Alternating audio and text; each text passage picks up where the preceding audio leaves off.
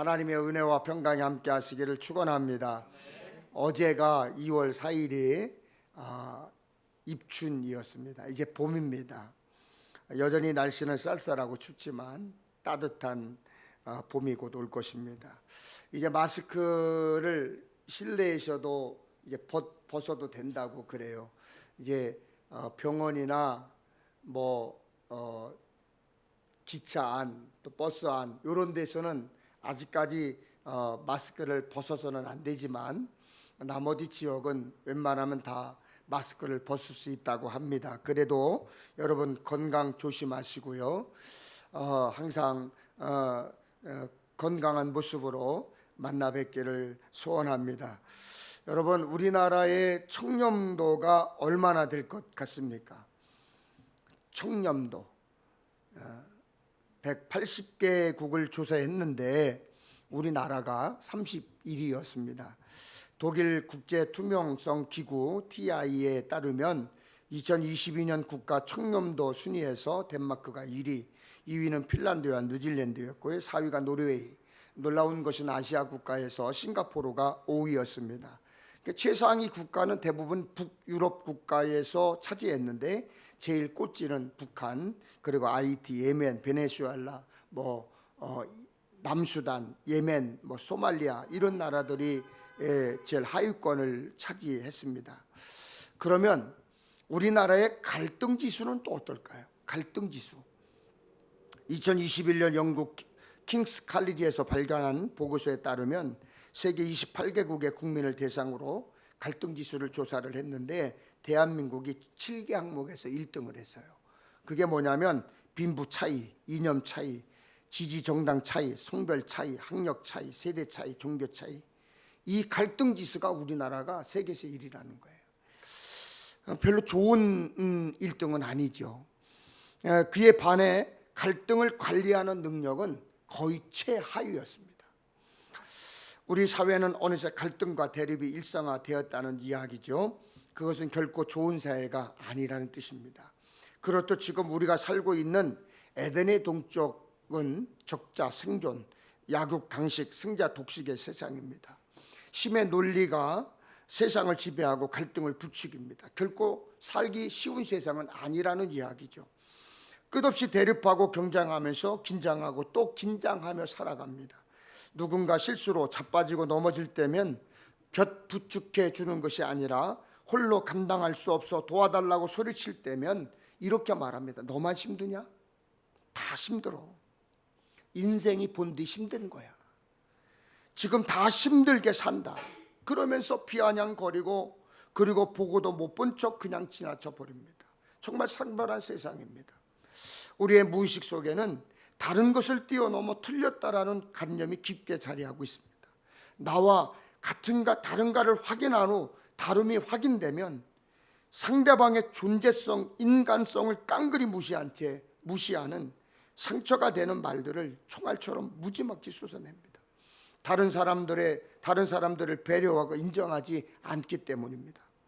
소문의 벽이라는 소설이 있는데요. 이청준이라는 소설가가 쓴 책입니다. 6.25 전쟁 때 경상남도 남해 작은 포구의 어느 집에 주인공이 잠을 자고 있었습니다. 그런데 갑자기 문이 벌컥 열리더니 총을 든 누군가가 전직불을 얼굴에 들이대면서 이렇게 주인공에게 묻습니다. 좌익, 우익 이렇게 묻습니다. 질문을 던진 자의 정체를 모르는 상황에서 답을 해야만 했습니다. 어떻게 대답하느냐에 따라 살을 수 있고 죽을 수도 있다는 이야기죠. 슬픈 대목입니다. 그런데 그 전짓불이 우리 사회 곳곳에서 지금도 계속 우리에게 비춰지고 있다는 거예요.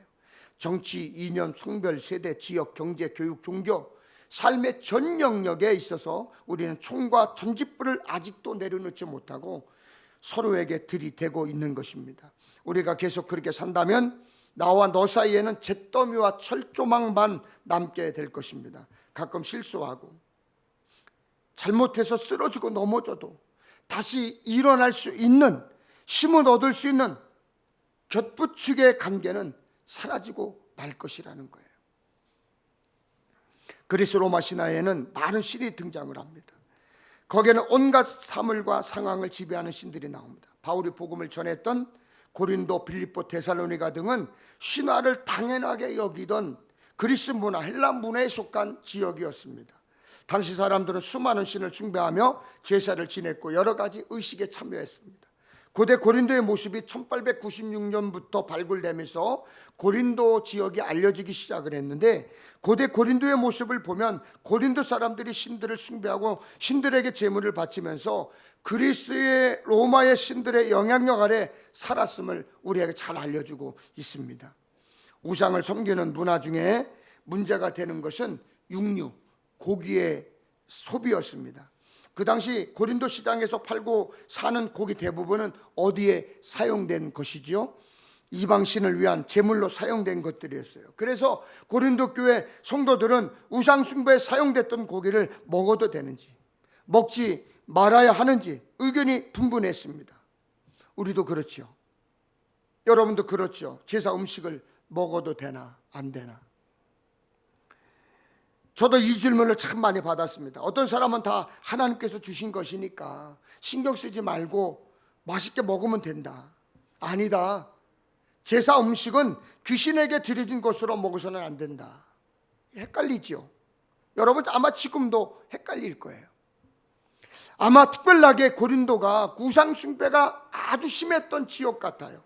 그냥 우상 숭배가 일상이었어요. 곳곳에 신전들이 있고 사람들은 자기가 원하는 신전에 들어가서 제사를 드리고 신전에 차려진 제사 음식을 먹으면서 우상을 숭배했습니다.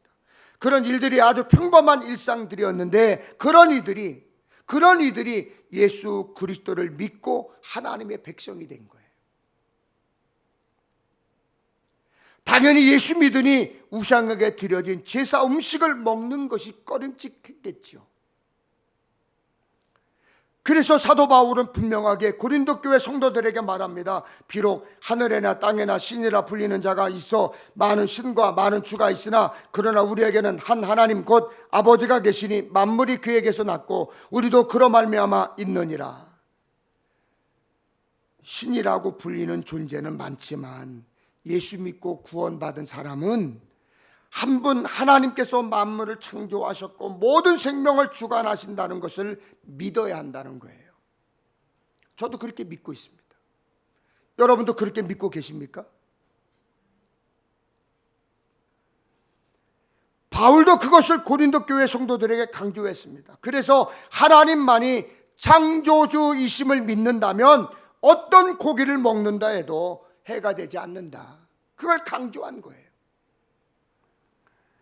문제는 믿음이 굳게 서지 못한 확실하지 않은 사람들이 문제였어요. 그래서 지식이 있는 당신이 우상의 신당에 앉아서 먹고 있는 것을 어떤 사람이 보면 그 약한 사람은 당신의 지식 때문에 망하는 것입니다. 그리스도께서는 그 약한 신도를 위하여 죽으셨습니다. 복음에 대한 확실한 지식과 믿음이 없는 사람이 예수 잘 믿는 성도가 우상에게 바쳤던 고기 먹는 것을 보면 시험 들 수도 있다라는 거예요.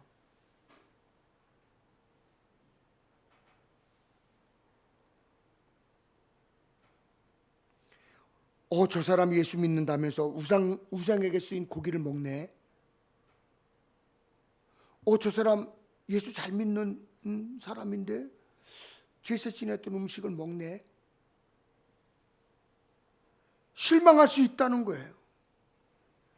그래서 이렇게 말씀합니다. 모든 것이 다 허용된다고 사람들은 말하지만 모든 것이 다 유익한 것은 아닙니다. 모든 것이 다 허용된다고 사람들은 말하지만 모든 것이 다 덕을 세우는 것은 아닙니다. 우상에게 제물로 바쳤던 고기 먹어도 괜찮습니다.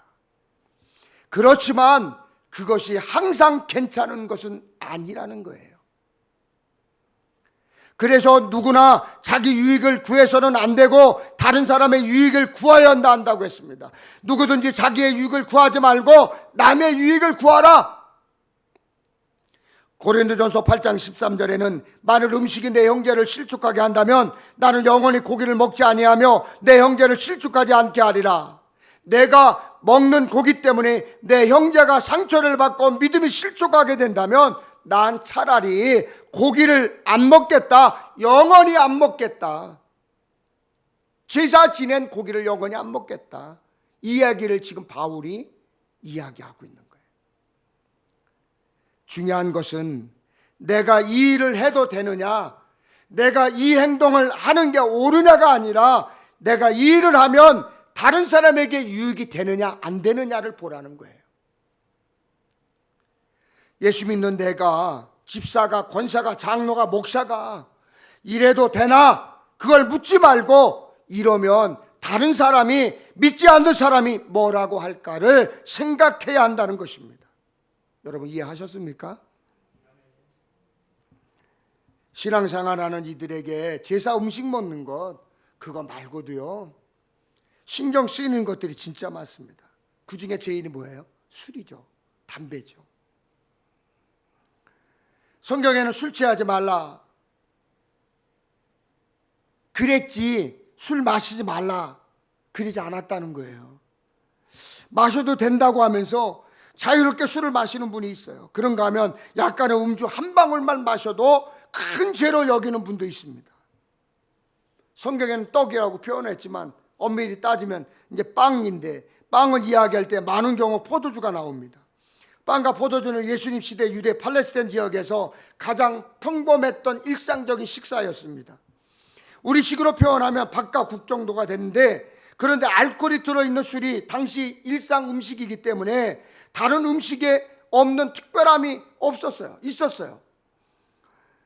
과음하면, 많이 마시면 취한다는 거예요. 특별한 게 뭐예요? 많이 마시면 취한다는 거예요. 그래서 성경은 술에 대해 두 가지를 이야기합니다. 먼저 하나님의 특별한 복과 은혜로 언급합니다. 레위기 23장 13절에 보면 농사지은 곡물의 첫 이삭을 제물로 바칠 때 율법이 기록되어 있는데 거기에 포도주가 항상 포함되어 있습니다. 거기에 제물로 드릴 때 하나님이 싫어하시는 것은 드리지 않았습니다. 이상한 것, 문제될 것은 하나님이 바치라고 하시지도 않았습니다. 그런데 감사의 제사에 사용될 제물에 포도주가 포함되어 있습니다. 이사야 선지자는 하나님이 베푸실 잔치를 이렇게 설명했습니다. 만군의 주님께서 이 세상 모든 민족을 여기 시온산으로 부르셔서 풍성한 잔치를 베푸실 것이다. 기름진 것들과 오래된 포도주, 제일 좋은 살코기와 잘 익은 포도주로 잔치를 베푸실 것이다. 하나님이 주최하는 잔치에 좋은 음식들이 제공되는데 그 중에 포도주가 포함되어 있을 것이다. 마시면 안 되는 것을 하나님이 준비하실까요? 이처럼 성경에서 포도주, 그 술은 기쁜 날 먹는 음식이 없어요. 하나님께 마땅히 드릴 감사의 소산물이었어요. 그러나 여기까지만 듣고 끝나면 안 되는 거예요. 여기까지만 듣고 기쁜 날 마시라고 했으니까, 하나님이 마시라고 했으니까 괜찮지 않느냐, 여기까지만 듣고 정리를 싹 해버리면 안 되는 거예요. 지금부터 더 귀담아 집중해서 들어야 할 이야기가 있습니다. 성경은 술에 대해 좋은 이야기만 하지 않습니다. 에베소서 5장에 보면 술 취하지 말라 이는 방탕한 것이니 했습니다. 이사야서 28장에도 에브라임의 술 취한 자들의 교만한 면류관은 화 있을진저 했습니다. 그런데요 술은 취하는 것만 문제가 아닙니다. 성경에 술 취했을 때의 부작용에 대해서 성경에 자세히 기록되어 있습니다. 술은 사람을 거만하게 하고요, 가난하게 만든다고 잠언서에 말하고 있습니다. 술이 불행을 가져온다고 했습니다. 술 때문에 비관론 자가 된다고 이사야서에 말씀하고 있습니다. 호세아서에는 술은 도덕을 문란케 하고 또한 사람을 음란하게 만들고 질병을 일으키며, 아모스서에는 난폭한 사람으로 돌변시키고, 이사야서에는 결국 술은 남에게 밝히는 원인을 제공하며 수치를 당하게 한다고 말하고 있습니다. 하나님의 복과 은혜를 설명할 때 포도주가 언급되기도 하지만 성경은 포도주의 부작용을 반복해서 계속해서 말씀하고 있습니다. 반복한다는 얘기는 뭐예요? 강조한다는 거예요. 대상을 특정한 사람으로 제한하면서 술은 엄격하게 금해졌습니다. 회막에서 제사장의 직분을 맡은 아론과 그 자손들에게 하나님 말씀했습니다. 너와 내 자손들이 회막에 들어갈 때에는 포도주나 독주를 마시지 말라. 이는 너의 대대로 지킬 영영한 규례라. 잠깐 지키다가 마는 것이 아니라 대대로 영영이 영원히 지켜야 될 규례라고 하는 거예요. 일정 기간 동안 하나님께서 헌신을 서약한 사람을 뭐라고 부릅니까? 나실인이라고 부릅니다. 성경은 나실인에 대한 규례에도 민수기 6장 3절에 보니까 포도주와 독주를 멀리하며 포도주로 된 초나 독주로 된 초를 마시지 말며 포도즙도 마시지 말며, 나실인에게는 포도주는 물론 포도즙까지도 하나님이 금하셨어요. 성령이 충만한 사람이었던 세례 요한도 포도주는 물론 어떤 술도 입에 대지 않았습니다. 왕이 마시던 귀한 포도주를 제공받은 다니엘은 포도주를 거절함으로 하나님의 보호를 받았습니다. 이처럼 하나님을 예배하는 일에 쓰임받는 사람, 하나님께 특별히 헌신하기로 결단한 사람, 그리고 스스로 하나님께 쓰임받고자 했던 사람들 술을 금했습니다. 여러분, 술은요 칼과 같습니다. 술은 칼과 같아요. 칼은 일상에서 꼭 필요한 물건이죠. 음식 준비할 때, 물건 자를 때 필요합니다. 그런데 칼은 위험합니다. 잘못 놓인 칼은 사람을 다치게 하고 잘못 사용하면 사람의 생명을 빼앗습니다. 여러분, 술이 그래요. 술이 있는 식탁은 기쁨을 배가시키고 여럿이 나누면 관계가 부드러워지기도 합니다. 그러나 술의 부작용 많습니다. 술 때문에 겪는 어려움 많습니다. 분명히 성경에 술이 나오고 어떻게 쓰였는지도 설명합니다. 그러나 성경은 술을 마시라, 즐기라 권하지 않습니다. 오히려 술의 위험을 반복해서 가르칩니다. 아론과 그 자손들처럼 하나님의 특별한 자녀가 되고 싶다면, 나실인처럼 하나님께 쓰임받는 사람이 되기 원한다면 구별할 것은 구별해야 돼요. 구별할 것은 구별해야 돼요.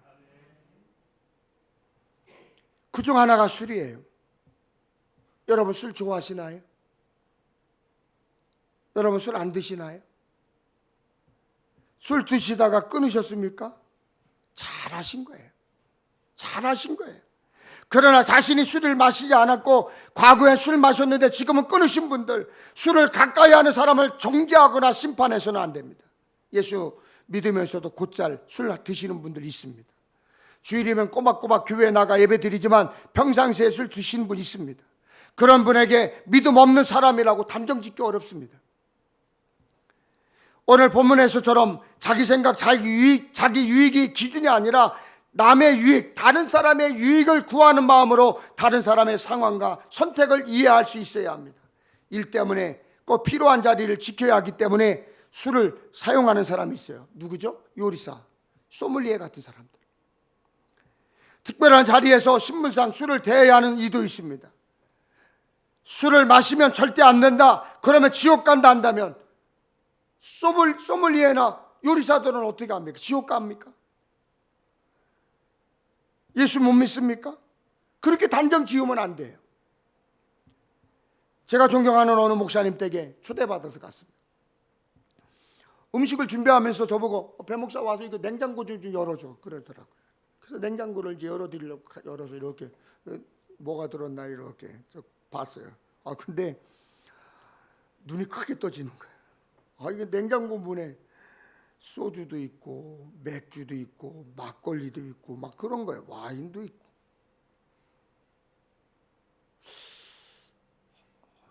뭐지?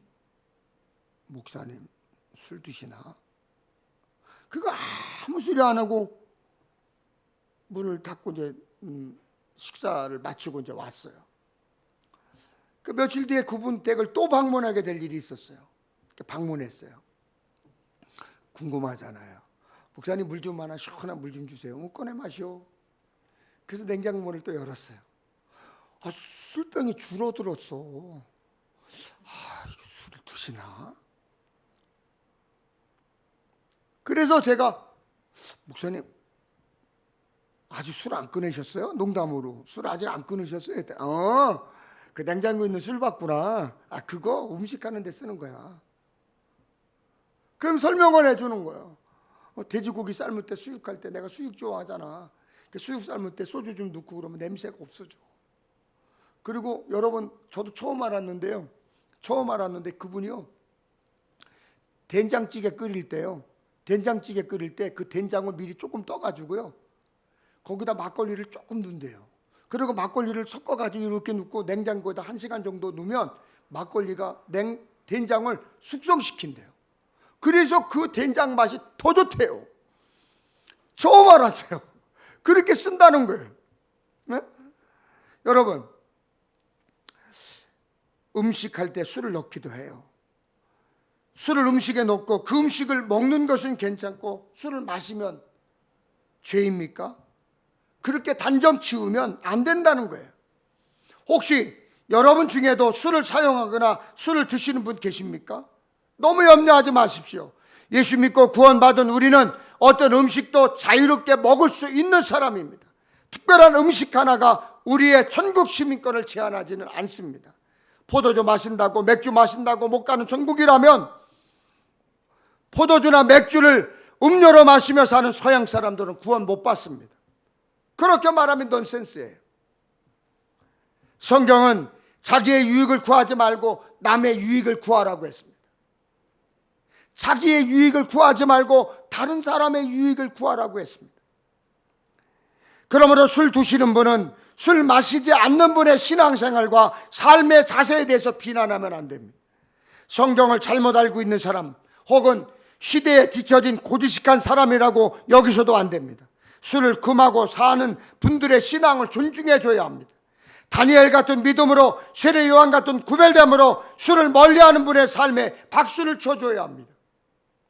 또한 누군가 지나치게 많이 먹으면 마냥 좋아 보이지 않습니다.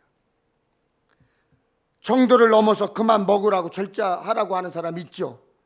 먹는 것 그냥 좋은 것만 먹으려고 하고 많이 먹으라고 하는 식탐가들이 있습니다.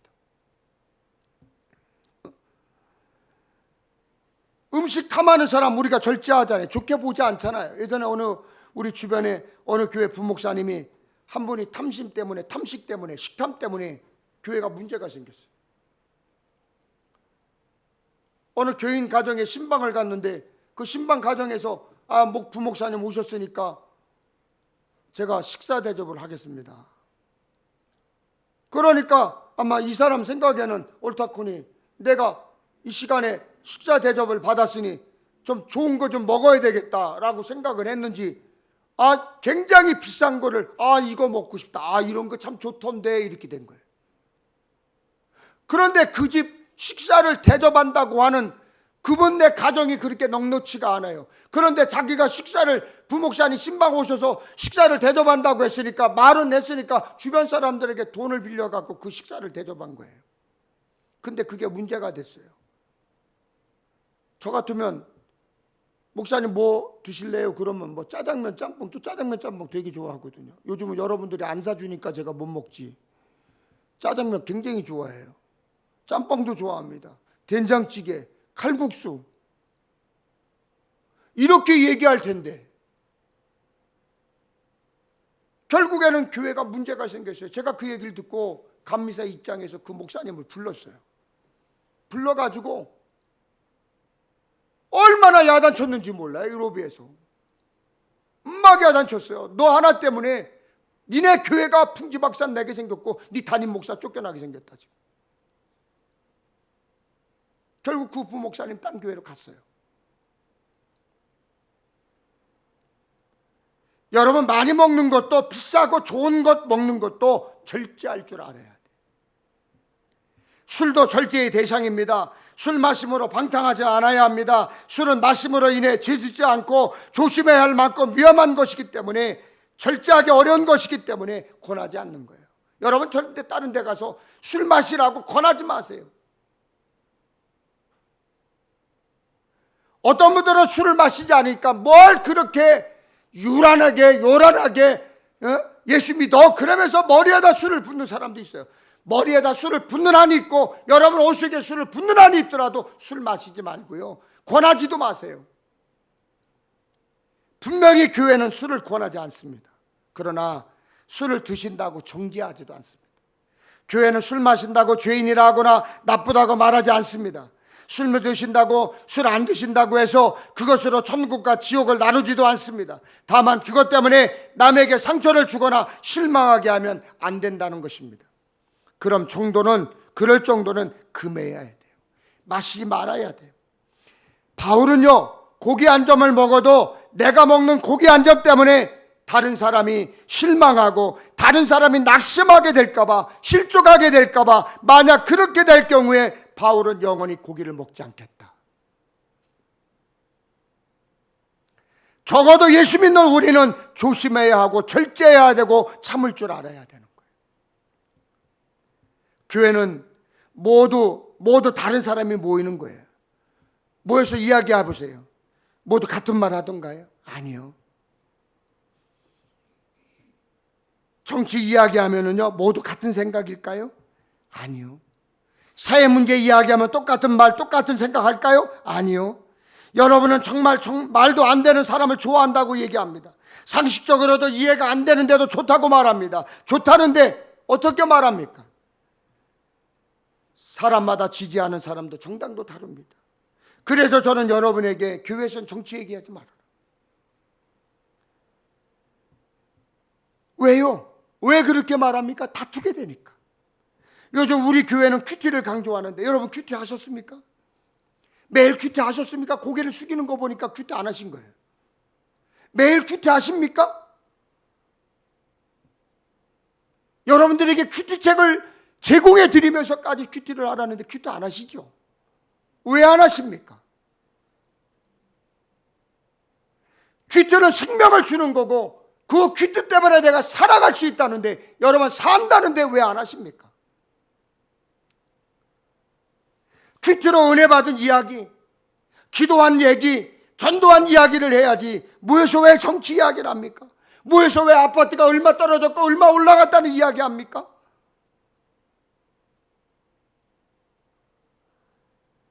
신앙의 모습도 모두 다릅니다. 그래서 아무리 은혜로운 이야기를 해도 은혜롭게 듣지 않는 이들 있습니다. 아무리 은혜롭게 설교해도 설교 듣고 삐치는 분이 있습니다. 아무리 설교를 해도 은혜로운 설교를 해도 눈 딱 감고 귀 안 듣는 사람이 있습니다. 죄송한 얘기지만.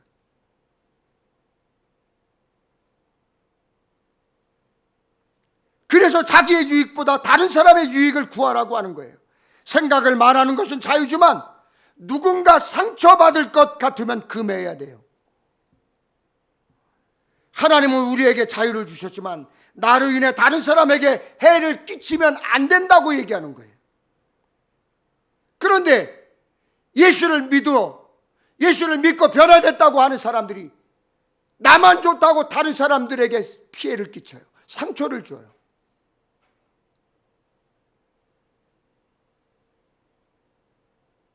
그러면 그것은 예수 믿는 사람으로서 올바른 신앙의 모습이 아니죠. 바울이 고린도 교회 성도들에게 말했습니다. 우상의 제물에 대하여는 우리가 다 지식이 있는 줄을 아나 지식은 교만하게 하며 사랑은 덕을 세우나니. 평택엘림교회가 굳게 서기 위해서는 자유를 말하는 성도보다 다른 사람의 유익을 구하는 성도가 되어야 합니다. 아멘. 아멘. 지식을 얘기하며 누가 옳은지 그른지를 따지는 성도보다 서로 사랑으로 대하며 덕을 세우는 성도가 되어야 합니다. 여러분 지난 설날 설 때 어떠셨습니까? 오랜만에 만난 가족, 친척과 이야기 나누다가 생각이 달라 다투지는 않으셨습니까? 오랜만에 만난 가족들과 이야기하다가 부부싸움은 하지 않으셨습니까? 신앙으로 굳게 서서 흔들리지 않게 살려고 노력했던 지난 한 달 어떠셨습니까? 나와 생각이 다르고 의견이 다르고 판단이 다른 사람 때문에 마음의 분노를 품지는 않으셨습니까? 가정에서, 일터에서, 무엇보다 교회에서 가진 지식을 내세우며 교만하게 굴지 않고 사랑으로 덕을 세우며 살아야 합니다. 예수 그리스도 안에서 참된 자유를 얻은 우리에게 모든 것이 가하지만 무엇이 유익한지, 무엇이 덕을 세우는 일인지 지혜롭게 생각하고 말하고 행동해야 합니다. 다른 사람의 유익을 구하며 살아야 같은 천국에 갈 수 있습니다.